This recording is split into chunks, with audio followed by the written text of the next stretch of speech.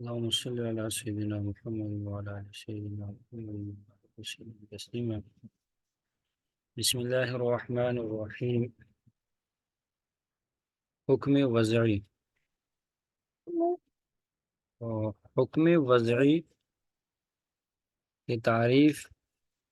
حکم وضعی وہ حکم ہے جس میں ایک شے کی دوسری شے سے ہونے یا نہ ہونے کا اعتبار سے تعلق ہو. حکم وضعی چار. تو آج ہم سبق میں حکم وضعی کی چار اقسام پڑھیں گے. تو حکم وضعی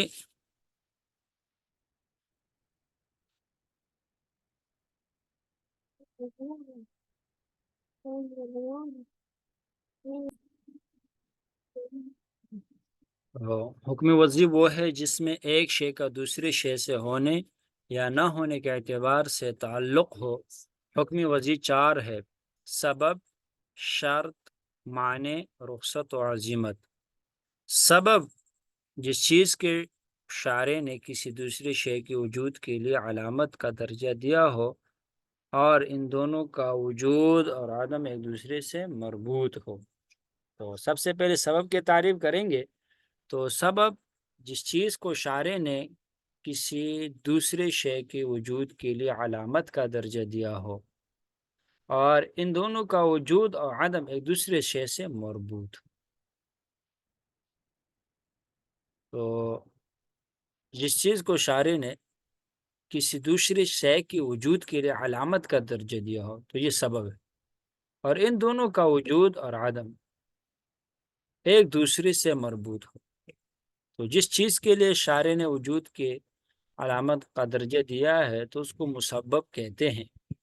تو سبب اور مسبب کے درمیان ایک ربط ہوتا ہے. تو سبب مسبب کے ساتھ مربوط ہوتا ہے اور مسبب سبب کے ساتھ مربوط ہوتا ہے. مثال کے طور پر وقت کو نماز کے لیے سبب قرار دیا گیا ہے. جب وقت پایا جائے گا تب نماز فرض ہوگی. گو جب وقت نہ ہوگا اس وقت تک نماز فرض نہ ہوگی. تو نماز کے فرض کے لیے وقت سبب ہے. جب تک وقت پایا جائے گا تو نماز فرض ہوگی. جب وقت نہیں داخل ہوا تو نماز آدمی کے اوپر فرض نہیں ہے. دوسری مثال ماہ رمضان کی آمد کو روزے کے واجب ہونے کے لیے سبب ٹھہرایا گیا. جب تک رمضان نہیں آئے گا روزہ فرض نہیں ہوگا. نماز کا وقت اور رمضان کا مہینہ یہ سبب ہے. نماز اور روزہ کا فرض ہونا مسبب ہے. جب تک سبب نہیں پایا جائے گا تو مسبب بھی نہیں پایا جائے گا. تو جب سبب پایا جائے گا تو مسبب بھی پایا جائے گا. جب سبب نہیں ہے تو مسبب بندے سے متعلق نہیں ہوگا. جب تک رمضان کا وقت نہیں آئے گا اور نماز کا وقت نہیں آئے گا تو آدمی کو پر رمضان کے روزے اور نماز فرض نہیں ہے. تو جب سبب پایا جائے گا تو مسبب پایا جائے گا. جب نماز کا وقت پایا جائے گا اور اس طرح رمضان کا مہینہ آئے گا تو نماز فرض ہوگی اور رمضان کے مہینے کے روزے فرض ہو جائیں گے. آگے سبب اور شرط میں فرق بیان کر رہے ہیں کہ سبب اور شرط میں فرق یہ ہے کہ سبب کی وجود سے سبب لازم ہوتا ہے. تو یہاں لکھنا چاہیے تھا کہ سبب کی وجود سے مسبب لازم ہوتا ہے. تو سبب اور شرط میں فرق یہ کہ سبب کی وجود سے مسبب لازم ہوتا ہے. جیسے نماز کا وقت آ جانے کے بعد نماز فرض ہو جاتی ہے. تو سبب کا وجود آ گیا، وقت آ گیا تو اس سے کیا لازم آ جائے گا؟ مسبب یعنی نماز. لیکن شرط کے وجود سے شروط یعنی مشروط لازم نہیں آتا. شرط کے پائے جانے سے مشروط لازم نہیں آتا. مثال کے طور پر وضو کی وجہ سے نماز پڑھنا واجب نہیں ہو جاتا. تو وضو کرنا نماز کے لیے شرط ہے. تو اگر کوئی آدمی وضو کر لے تو اس کے لیے نماز پڑھنا واجب نہیں ہوتا. تو سبب کے لیے مسبب کا پایا جانا ضروری ہے جب سبب پایا جائے، لیکن شرط کے پائے جانے سے مشروط کا پایا جانا لازم نہیں ہے. یہ فرق اچھی طرح سمجھو. آگے معنی.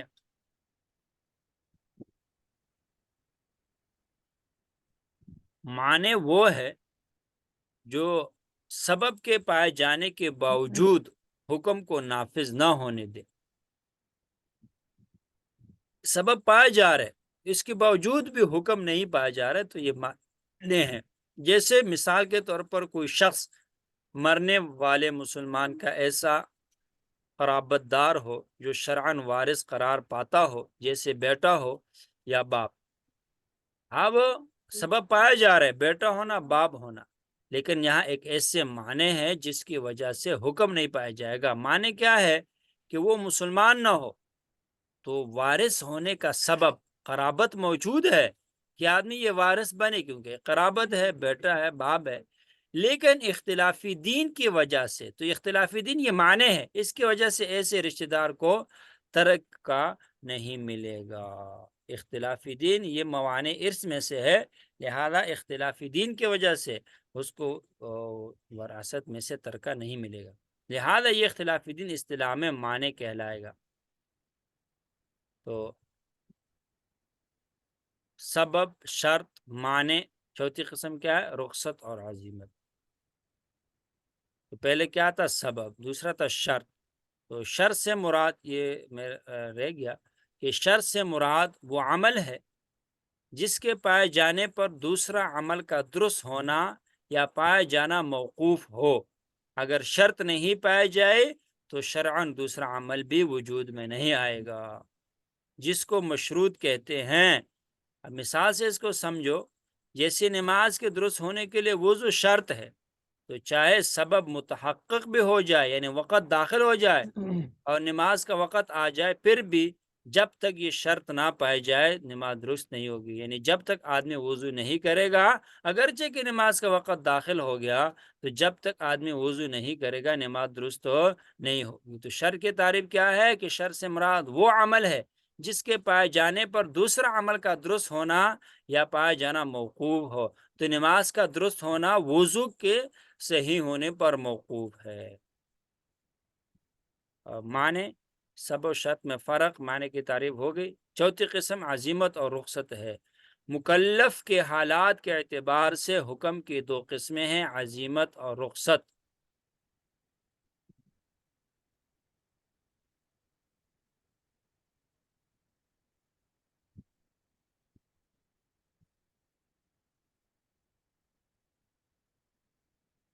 اصل حکم کو جو عام حالات کے لیے ہو اس کو عزیمت کہتے ہیں۔ عام حالات میں انسان کے اوپر جو حکم فرض ہوتا ہے اس کو عزیمت کہتے ہیں۔ جیسے رمضان میں روزے رکھنا عام حالت ہے، آدمی بیمار بھی نہیں ہے، نہ مسافر ہے، تو عام حالت ہے، نہ بوڑھا ہے، شیخ فانی جس کو کہتے ہیں، تو عام حالت ہے۔ تو اس میں رمضان میں روزے رکھنا، ظہر، عصر اور عشاء 4 رکعت ادا کرنا، فرض نمازوں میں قیام کا فرض ہونا، تو یہ عزیمت ہے۔ کہ اصل حکم کو جو عام حالات کے لیے ہو عزیمت کہتے ہیں۔ جیسے رمضان میں روزے رکھنا، ظہر، عصر، عشاء 4 رکعت ادا کرنا اور فرض نماز میں قیام کا فرض ہونا۔ رخصت کیا ہے؟ وہ حکم ہے جو کسی عذر یا عارضی بات پیش آنے کی وجہ سے دیا جائے، جیسے مریض اور مسافر کے لیے رمضان میں روزے نہ رکھنا۔ اب یہ ایک عذر ہے، مریض ہونا، اور عارضی بات پیش آ گئی، مسافر ہو گیا، تو سفر کی حالت میں ظہر، عصر اور عشاء جو 4 رکعتیں ہیں، یہ صرف 2 رکعتوں پر اکتفا کرنا وغیرہ کی اجازت، اس کی مثالیں۔ عزیمت پر عمل کرنا افضل ہے۔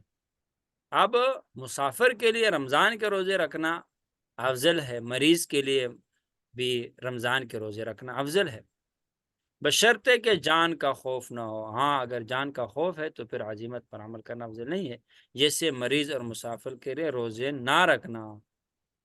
اگر جان جانے کا خوف ہو تو عزیمت پر عمل جائز نہیں ہے مسافر کو، اور اگر مریض کو جان جانے کا خوف ہو تو پھر روزے رکھنا جائز نہیں ہے۔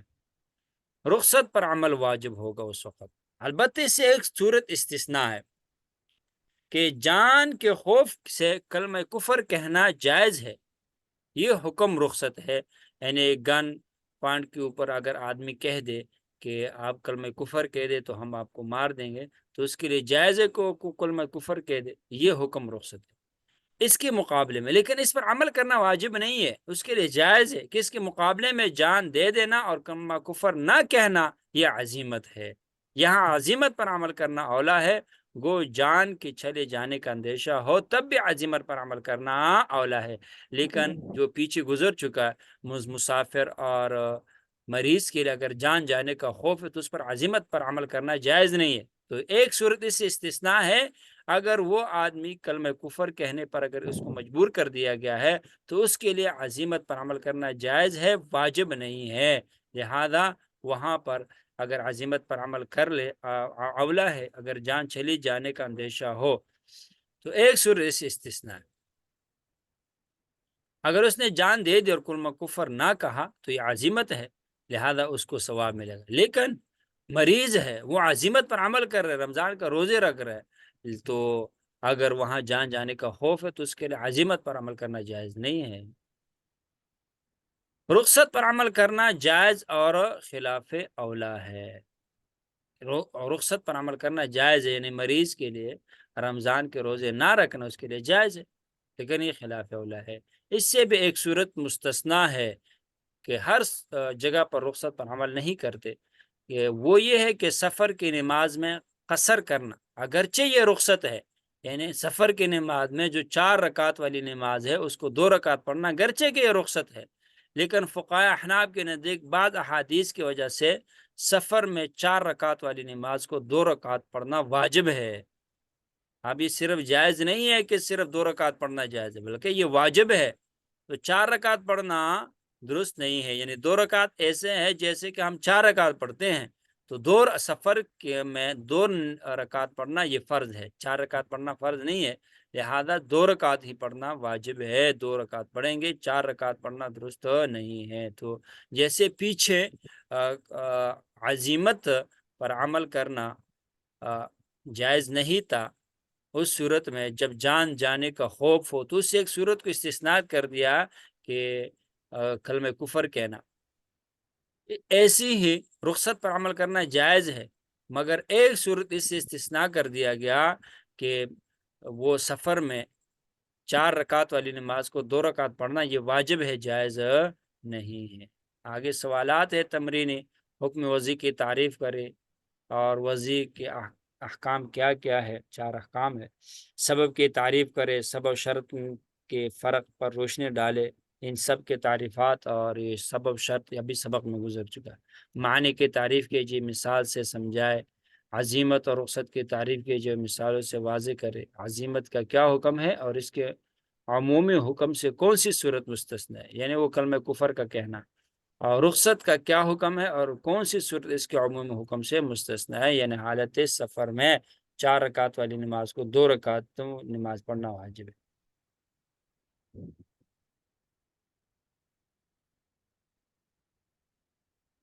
اللہ اکبر۔ آگے قرآن مجید عربی مبین میں نازل ہوا، یعنی قرآن مجید عربی زبان میں نازل ہوا، اور رسول اللہ صلی اللہ علیہ وسلم نے اپنے قول اور عمل کے ذریعے اس کی تشریح فرمائی، چونکہ آپ صلی اللہ علیہ وسلم خود بھی نسلاً عرب تھے اور آپ علیہ الصلوۃ والسلام کی زبان عربی تھی، اس لیے آپ علیہ الصلوۃ والسلام کی حدیث بھی عربی ہی میں ہے، بس قرآن و حدیث سے احکام کے اخذ و استنباط کے لیے ان قواعد کا علم ضروری ہے جن کے ذریعے عربی زبان میں متکلم کا مقصد جانا اور سمجھا جاتا ہے۔ تو اب جب قرآن بھی عربی میں ہے، احادیث بھی عربی میں ہے، تو ان سے قرآن و حدیث سے احکام کے اخذ و استنباط کے لیے ان قواعد کا علم ضروری ہے کہ ایسے قواعد جانے کہ جس کے ذریعے سے ہم قرآن و حدیث سے احکام کو نکالیں، جن کے ذریعے سے عربی زبان میں متکلم کا مقصد جاننا اور سمجھنا جاتا ہے۔ ان قواعد کو اصولیین نے لفظ کے 5 بنیادی تقسیم کے ذریعے سے وضع کیا گیا، تو شریعت نے کچھ ایسے قوانین وضع کیے جن کے ذریعے سے ہم کتاب اللہ اور سنت رسول سے احکامات کو استنباط کرتے، احکامات کو نکالتے، اور ان ادلہ سے احکامات کو تخریج کرتے ہیں، لہذا تو ان کو ان قواعد کو اصولیین نے لفظ کی 5 بنیادی تقسیم کے ذریعے سے وضع کیا گیا ہے کہ لفظ کی 5 تقسیم. تو لفظ کی پہلی تقسیم کیا ہے؟ وضع کے اعتبار سے، کہ لفظ کا اپنا معنی کے وضع کے اعتبار سے ہے کہ وضع خاص ہوگی، عام ہوگی، مشترک ہوگی، مول ہوگی. اس اعتبار سے پہلی قسم ہے کہ لفظ کے اپنے معنی کے وضع کے اعتبار سے. دوسری تقسیم اپنے معنی میں استعمال کے اعتبار سے کہ یہ جو استعمال ہے یہ حقیقی ہے، مجازی ہے، صریح ہے، کنایہ ہے، اس اعتبار سے دوسری تقسیم ہے. تیسری تقسیم معنی کے ظہور اور وضوح کے اعتبار سے کہ لفظ کا معنی جو ظاہر ہے، واضح ہے، اور یہ کتنا ظاہر ہے. اگر زیادہ ظاہر ہے تو یہ ظاہر ہے، پھر اس کے بعد نص ہے، مفسر ہے، محکم ہے. اور معنی میں خفا اور ابہام کے اعتبار سے کہ لفظ کا معنی خفی ہے، اس میں ابہام ہے، تو اس کی بھی 4 قسمیں ہیں: خفی، مشکل، مجمل، متشابہ. معنی پر دلالت کے اعتبار سے 5 قسم ہے کہ لفظ کا اپنے معنی پر دلالت کے اعتبار سے کہ دلالت جو ہے اپنے معنی پر لفظ دلالت کر رہا ہے، یہ دلالت النص ہے، عبارت النص ہے، دلالت النص ہے، اشارت النص ہے، یا اقتضاء النص ہے. اس کی بھی 4 قسمیں ہیں. تو کل یہ 20 قسمیں ہو گئی. ہر ایک کی 4 قسم ہے، تو 4 پنجے 20، کل 20 قسمیں ہو گئی. تو لفظ کسی قسم کے معنی کے لیے وضع کیا گیا ہے، اس اعتبار سے اس کے 4 قسمیں ہیں. جو پہلی تقسیم ہے لفظ کے اپنے معنی کے وضع کے اعتبار سے، تو اس کی کتنے قسمیں؟ 4: خاص، عام، مشترک، مول. خاص وہ ہے جو ایک یا ایسی کثیر پر دلالت کرے جو محدود اور مقصور ہو. یہاں سے خاص کی تعریف بیان کر رہے ہیں کہ خاص وہ ہے جو ایک یا ایسی کثیر پر دلالت کرے جو محدود اور محصور ہو، جو محدود ہو اور وہ گنے جا چکے ہو. ایسے خاص کی تعریف یہ ہے کہ ایک یا ایسی کثیر پر دلالت کرے، ایک پر دلالت کرے یا ایسی کثیر پر دلالت کرے جو محدود ہو، اس کی حد بیان کی جا سکتی ہو اور اس کو گنا جا چکے ہو. تو ایسے جیسے کہ رشید ہے، انسان ہے، ثلاثہ، عشرہ وغیرہ. خاص اپنے معنی پر قطعیت کے ساتھ دلالت کرتا ہے، یعنی وہ بیان اور توضیح کا محتاج نہیں ہوتا. خاص اس کا معنی بالکل واضح ہوتا ہے اور اپنے معنی پر قطعی طور پر دلالت کرتا ہے اور نہ کسی دوسرے معنی کا احتمال رکھتا ہے. مثلا کفارہ قسم کے بارے میں ارشاد فرمایا فَكَفَّارَتُهُ اطعام 10 مساکین. اب اطعام اور عشرہ خاص ہے، کتاب اللہ کا خاص ہے اطعام، عشرہ. ان کے معنی محتاج بیان نہیں ہے، بالکل واضح ہے، اپنے معنی پر قطعی طور پر یہ دلالت کرتے ہیں. کتاب اللہ کے خاص میں خبر واحد کی وجہ سے کسی قسم کا گنجائش نہیں ہے. تو یعنی کتاب اللہ کے خاص میں خبر واحد کی وجہ سے کسی اضافے کی گنجائش نہیں ہے کہ ہم خبر واحد کے ذریعے سے کتاب اللہ پر زیادتی کریں، کیونکہ کتاب اللہ کا جو خاص ہے وہ اپنے معنی پر قطعی طور پر دلالت کرتا ہے